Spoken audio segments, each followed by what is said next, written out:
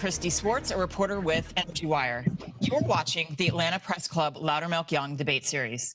This is the general election debate for candidates in Public Service Commission District 1.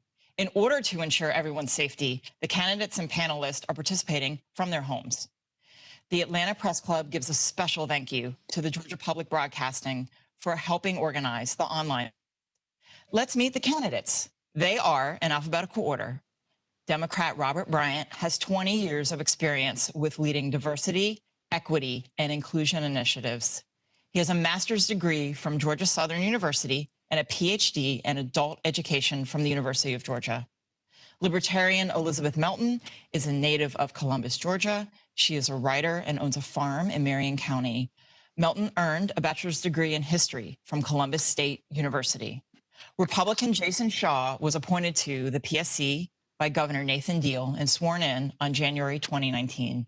Shaw is the owner of an insurance services company. We are joined by Archith Seshadri, the Atlanta Bureau Chief for Nexstar Media Group. Archith will help me question the candidates. Now, let's get started. Candidates will have 60 seconds to answer their questions and 30 seconds to respond to rebuttals. I will hold up a piece of paper letting candidates know when they have 10 seconds remaining. For the full set of rules, please see the Atlanta Press Club website, atlantapressclub.org. To start the debate, each panelist will be asked a question by the panel. Archith, you get the first question to Elizabeth Melton. Thank you, Kriti. Elizabeth, rural communities in Georgia have long been impacted by a lack of internet accessibility as well as a lack of health care. In a time of a global pandemic, what will you do if elected to fix communities in rural Georgia who need access to such pivotal causes immediately? Thank you for the question, and thank you for the opportunity to be here. I'm very inspired by a county in Kentucky, Jackson County, Kentucky, that is the poorest counties in the nation. And they have a rural broadband that has connection speeds that are some of the fastest in the country. And they did this through an initiative where the people in their community came together and using their rural telephone cooperative and a series of grants and loans, they were able to put together a rural broadband that invigorated their economy, offered all kinds of job opportunities, and they were able to do this voluntarily on their own using existing institutions. Thank you. Thank you. I will now ask a question to Jason Shaw. 2020 has shined a spotlight on a decades-old issue broadly known as environmental and energy justice. As you know, the Southeast has been front and center in this issue because of older, less efficient housing stock, high heat and humidity, and winters that can bring ice and cold temperatures. Regardless of the cost per kilowatt hour, these factors have led to high electricity bills, and frequently for those who can least afford it. What role do utility regulators play in this energy discussion? Well, thank you for the question, Kriti, and that's a great question. Your question really touches on what I think is the basis of every decision we make, which is striking the correct balance between first protecting the consumers or the ratepayers, as we say, and making sure that we have the resources we need to provide safe and reliable service that we've come to expect here. And you're exactly right. We have one of the highest energy burdens here in the South. Well, we have the highest energy burden as anywhere in the country.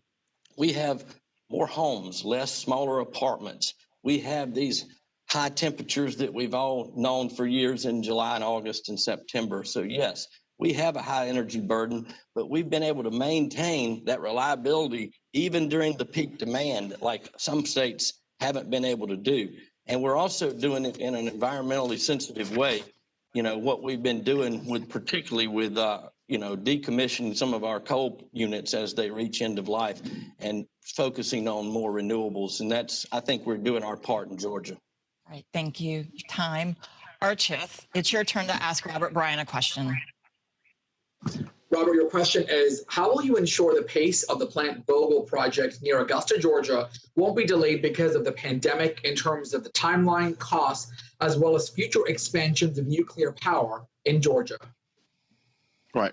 Well, one of the things that I've always said is Plant Vogtle should have been more research. We should have learned more research before we even went that direction. At the end of the day, I am one who wants to see the data, and I'm not quite sure that the data was presented or it was embedded properly before we engaged in that project. Every time Vogtle is prolonged or delayed, Georgia customers, Georgia Power ratepayers are paying an additional $1 billion on that project. That's why you see that in your light bill if you're a Georgia Power customer right now. And that's just not how we need to be treating Georgians. And so my plan is in the future, we look at data-driven solutions that will get Georgians what they need, and we protect the public and not the companies. And so right now, how do we reduce delays? We bring the people to the table like our labor unions. We bring the people to the table who are stakeholders in this project, and we make sure that we work together collaboratively and stop making knee-jerk reactions that hurt our consumers. Okay, time. Thank you. That concludes the first portion of our debate. The candidates will now ask a question to the opponent of his or her choice. Candidates will have 15 seconds to ask the question, 60 seconds to respond, and 30 seconds for rebuttal. By random selection, Robert Bryant, you may ask the first question to one of your opponents. Sure. Mr. Shaw, I'm very concerned that during COVID, when working class families and a number of Georgians who are underemployed and unemployed had to make a decision between paying high utility bills, in particular a light bill, and raising their families and feeding their families, why in such a time would we lift a moratorium and hurt those families and put them deeper in debt? What would be your solution in the future to avoid such problems? Well, thank you for the question, Mr. Bryant. I personally was the commissioner who led with the motion to enact the moratorium for our utilities back when the pandemic began in March. So we were very proactive in Georgia. As a matter of fact, our utilities were probably more proactive in protecting their employees than anyone I know. Excuse me. But there's that balance that I mentioned earlier. We have the tough balance of making sure that we protect those that are vulnerable, that are most affected by this pandemic, but we also have a duty to protect all the ratepayers. You know, we can't go to the federal government for a handout on this, for recovery. We can't go to state government for recovery. But what we have to do is balance that need between those that are most vulnerable. And if you notice, when we lifted that moratorium in mid-July, if you look at the deregulated utilities out there, they lifted it before us. So we kept it in place longer. And I'm proud of the payment plans that we've worked with staff and the utilities to enact to give folks from October the 1st all the way until March of next year, if they sign up for that special payment plan with no late fees, Time. to make their payments and keep their utilities from being disconnected. Time, sir. Okay. Jason Shaw, it is your turn to ask a question. Thank you, Kriti. I have a question for Mr. Bryant. Mr. Bryant, I haven't seen you out on the campaign trail because we've all been working in this environment, obviously, Yeah. but I do look forward to the opportunity to meet you one day. But I have read your profile on your candidacy, and you're quoted as saying that your most immediate and primary concern is the rising cost of light bills. So my question is, would it surprise you to know that light bills have not been rising for the average consumer? Well, I don't think that's true. As a matter of fact, there are a number of AJC articles, and if I implore everyone watching today, I want you to go visit YouTube and type in Georgia Power rate increases, and you will see that that statement is just absolutely not true. At the end of the day, the Public Service Commission, I agree to some point with the idea of a balance, but the balance should always tip on the side of the public. We're here to protect Georgians, ratepayers, the public, not the consumers, and not to help the people like the CEO of Georgia Power take home another $4.5 million a year. At the end of the day, our job is to make sure that if there's any rate hike, it should be in favor of the consumers and not to fill the pockets of those who are already working for $1 billion company. Do I get a follow-up to that? Yes, go ahead. Well, Mr. Bryant, I mean, we've taken advantage of low-priced natural gas, and now we use more of that for our generation. So consumers are paying on average the same thing that they paid for electric and natural gas back in 2011. The average summer bill for 1,000 kilowatt users was $131.80 in 2011. This You have year, 10 in seconds. 2020, that average was $129.88. So not only have we made rates remain stable, but that's one of the reasons why we're the #1 state in the country for business now. Time, sir. Thank you all. Elizabeth Melton, you get the last question in this round. My question is for Mr. Bryant. Yes. An advocate for renewable energy sources, what ideas do you have about mitigating some of the problems that come with these solutions, such as disposal of toxic solar batteries and human rights issues associated with mining the materials needed to create them? One of the things I'm always have always led with is getting the data. One of the pieces of my platform that I don't talk a lot about is partnerships. It's what we don't see a lot of today. What I would propose to do is work with our University System of Georgia research institutions, the Atlanta University HBCU system, and to make sure we're getting the research to tell us what is the best way to dispose of those pieces. What is the best way to address those human rights issues? How do we do this effectively without creating more damage, as we've already seen? And so what I would like to lead with is, what does the data tell us? No more knee-jerk reactions, no more filling the pockets of the billionaires, but let's get some real data that tells us how to drive this engine. I'm one who, unlike our leaders today, believe in science and believe in the experts. And so for once, let's start leading with data that tells us what are the best solutions.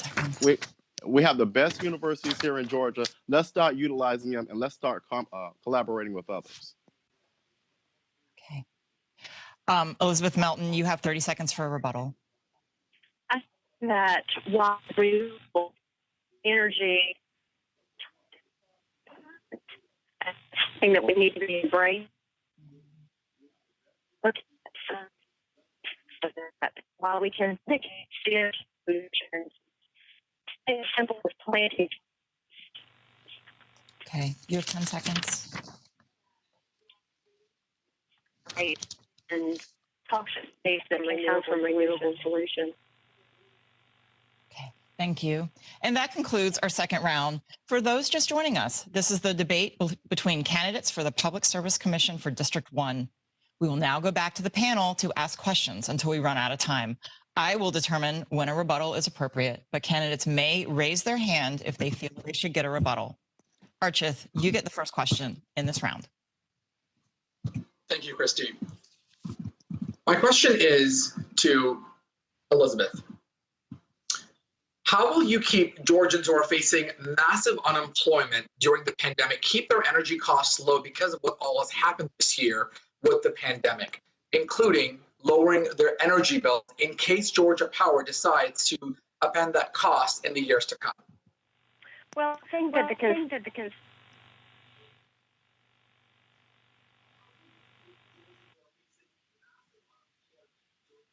Mm-hmm.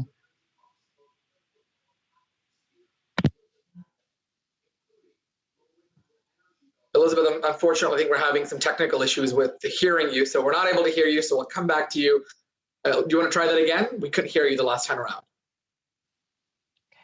Okay. What we're going to do is we're going to move on and get Elizabeth hooked up again, and then we'll be sure to circle back to her. So I will now ask a question to Robert Bryant. Mr. Bryant, I am not sure if you're familiar with Southern Company's Be the Change campaign. Broadly, it includes a commercial that ends with, Southern Company is committed to ensuring racism has no place in our company or in our communities. And for our viewers who don't know, they own an electric and a gas company that the PSC regulates. So much of your history and your platform focuses on equity and inclusion. So what is your plan for working with other commissioners and with these companies to ensure that this plays a role in future policymaking? Well, it starts with relationship building. We've got to build relationships and understand that regardless of where we stand on the issues, we have a commitment to Georgians. And so building relationships is the first thing that we've got to do. There are going to be things that I may not agree with and vice versa. There are things that they may not agree with that I present. But it's all about compromising and making sure that we compromise on the right things. The one thing that I will not compromise on is there will not be another rate increase unless I see that our Georgians, that our ratepayers will benefit. That's a non-negotiable with me. But once we build that relationship, we then start looking at the data. What does the data tell us? What does the data tell us about fossil fuels? We get that. What is the information telling us? What are our constituents telling us they need and want and desire? This is how we do leadership. That's what leadership is about. We're here to put people over profits, and I will stand by that every day that I am your commissioner. Okay, excellent. All right, Archith, if you want to try Elizabeth again, let's go ahead with that. Yeah, Elizabeth, I'm going to repeat that question. Hopefully our connections have been a little bit better this time. Question to you again, Elizabeth, is how will you help Georgians who are facing massive unemployment keep their energy costs low because of what's happened with the pandemic, as well as a recent report that talks about Georgia Power perhaps adding and upending energy costs and passing that down to consumers? What would you do? Well, I think a good place to start would have been not to pass on the COVID cost of Georgia Power onto the consumer. The idea we're all struggling now, businesses are hurting, and the fact that Georgia Power should not have to do any of that and charge the consumer for their face masks and hand sanitizer is simply ridiculous. Thank you. Excellent. This next question is for Jason Shaw. So I'm curious, what's the one or maybe two biggest things that you've learned as your first 2 years as a commissioner, and what would you do differently if reelected for another term? Well, thank you for the question, Kriti. That's a great question because it's hard to start with exactly what I've learned because I've learned so much. I knew that there was a lot, that this was a very important job that affects every single Georgian. It affects every single Georgian in a financial way. But I'd had no idea the depth and the just how technical the decisions we make are. And Mr. Bryant mentioned all the data. I mean, we deal with so much data, and that's a good thing. But I've learned so much about clean energy that I didn't know before. Solar, and we're real proud of our record with solar in Georgia, but I'm a product of rural Georgia. So I've seen how important solar has been for our rural communities with regards to the tax base and so forth. And I've also, seen the importance of natural gas. Natural gas rates have gone down to the point now where it's a necessity for economic development, no matter where you are. And that's why we've been working so hard to expand our natural gas infrastructure into those unserved parts of the state. Okay, great. Time, sir. Okay. Archith, go ahead. Thank you, Kriti. My next question is to Mr. Bryant. Speaking about solar, should states like Georgia mandate power companies to get part of their power from solar energy? And how can the Public Service Commission provide a cost-effective solar energy solution? Right. The word mandate is very strong. And so one of the things, again, that we need to make sure of is that we do look at clean, renewable energy and move away from fossil fuels. It's just not a great idea. In fact, the Biden-Harris plan lays out a beautiful plan for us to do that. Solar is the way forward. It is a way for us to start thinking about ways that our residents, our consumers, our ratepayers can get involved with this process. So one of the things I would love to see is we start offering more incentives to do that. Make it cost efficient as well. One of the things I've noticed in Texas, they're doing a beautiful job of that, but it's expensive. And so how do we get around that piece and start utilizing that process a little more effectively? In fact, let's start using our small businesses here in Georgia to make that happen. So should that be a mandate? Not necessarily, but should we start going in that direction? I think it should be something that we definitely start thinking about and moving away from coal. It's just not the way we do things. And guess what? When we start doing that, we then again have a collaboration with our technical schools to retrain workers so that they have clean, sustainable careers. Okay, time. Thank you. Okay. This question is for Elizabeth Melton. Ma'am, I want to make sure you can hear me okay? Hear you. Okay, perfect. Ma'am, your platform is pretty broad. It basically focuses on a free market strategy outside of government control. I was curious what specific ideas you had for Georgia's energy future. What would you want that to look like? And how do you balance that tug of war between a free market and an agency that's designed to regulate rates and implement policy? Well, I think being used in 14 states. So energy, their rates have gone down an average of 9%, while in other populous states, right? So I think that we need to embrace the competitive energy market, place the Georgia Power in there, but they will be competing with others. And that will give consumers the opportunity to embrace green energy if to choose those companies. Great.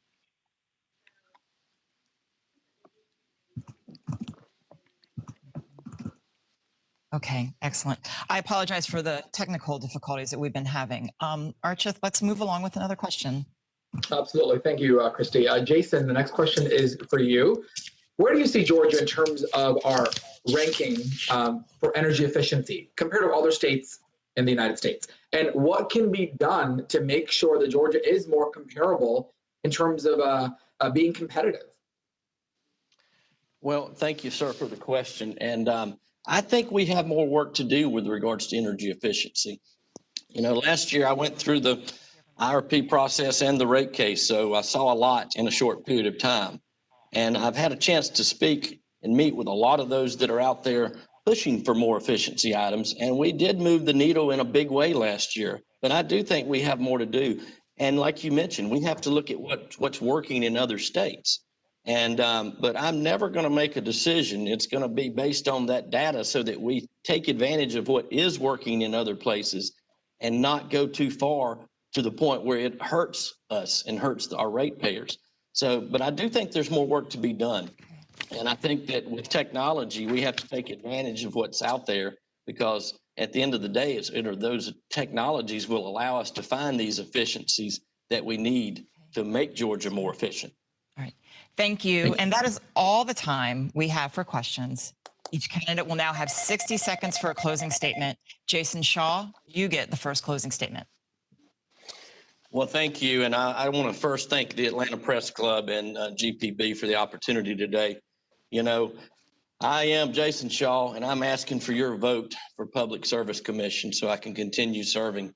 We're the #1 state in the nation to do business, and a big portion of that reason is because we have reliable and safe utilities at competitive rates. We are known for clean energy in Georgia. We're consistently in the top 10 rankings for solar deployment. We're seeing the benefits of that across Georgia. We're also seeing the benefits of these lower natural gas prices, and we're expanding that infrastructure into unserved parts of the state. But the biggest problem we have in rural Georgia is broadband, or the lack thereof. And that issue is very personal to me. I live on a farm and I'm raising my kids there, and we don't have broadband. So we're like everyone else in rural Georgia. We're going to continue to work with our EMCs and our providers to invest more broadband in those parts of the state. And I'm also going to try to continue exploring opportunities with biomass, because I see the resources we have in our forest industry, and we can grow jobs and we can produce energy. So I'm Jason Shaw, and I'm asking for your vote. Thank you. Thank you. Elizabeth Melton, it's your turn. For years, the Democrats and Republicans have made promises to make things better. And for years, they have failed to keep those promises and allow things to continue to get worse. The citizens of Georgia have the power to destroy the myth of the two-party system, put libertarian candidates in office who will represent your boards rather than that of special interests. Politicians have forgotten the role of public service and now fancy themselves as an elite class of citizens with power and privilege. I want to be a voice for you, charge of this, and until that happens, I will protect interest, #1 priority. if elected to the public you said Georgia are my employers. All right. Thank you, ma'am. And Robert Bryant, you get the final closing statement. On September 30th, the Atlanta Journal-Constitution wrote an article, and it read, the PSC's 5 elected commissioners unanimously lifted the moratorium. That is sad when a company like that brought in $1.7 billion profits. That's not how we treat Georgians. That's not how we treat the working class. And I am here to stand for every community in Georgia, every citizen in Georgia, including the most vulnerable communities. It's time that we stop charging our consumers, our ratepayers, $1 billion every year because of mistakes, because of delays on a project that should have never started in the first place. However, we must be careful not to do another knee-jerk reaction because our labor unions are involved, and that's a plus. Georgians, the report card is out, and my opponent gets an F. As a matter of fact, we have coal ash ponds, and Georgia Power is asking them, hey, we want the ratepayers to pay for those coal ash ponds. I say no to that. And so if you want someone who's going to be in the seat to protect Georgians who will be on the side of the public, vote Robert G. Bryant for your next public service commissioner, and you will see a difference. Okay, thank you. And that concludes our debate. We'd like to remind voters that Election Day is Tuesday, November 3rd. Don't forget to turn in your absentee ballot if you requested one. And early voting in person began yesterday and runs through October 30th. Thanks to the candidates and the panel for participating in the debate. I would also like to thank the Atlanta Press Club and Georgia Public Broadcasting for arranging today's debate. For more information on the full schedule of debates, please visit atlantapressclub.org. This debate will be available for viewers to watch on demand on Atlanta Press Club's Facebook page and on Georgia Public Broadcasting's website, gpb.org. I'm Kriti Swartz. Thank you for joining us, the Atlanta Press Club at Loudermilk Young Debate Series.